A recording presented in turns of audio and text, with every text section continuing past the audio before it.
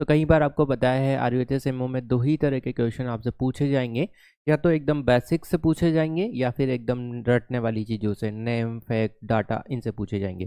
तो क्वेश्चन आपके सामने है और ये RUHSMO का प्रीवियस ईयर क्वेश्चन है, आप इसको पढ़ सकते हैं, इसका आंसर कमेंट में कर सकते हैं। यस, क्लास स्टार्ट नहीं हुआ। यस डॉक्टर, अभी क्लास स्टार्ट हो गया है और क्लास केवल स्मॉल बाइट है। स्मॉल बाइट मतलब छोटी सी क्लास। नाउ हम यहाँ पे देखेंगे all are true for crackles and rhonchi except. Yes, पढ़ पा रहे हैं, all are true for crackles and rhonchi except.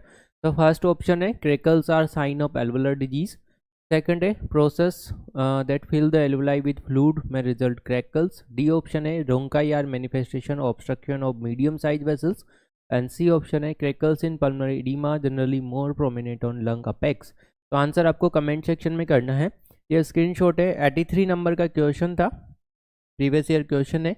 Yes, RUHSMO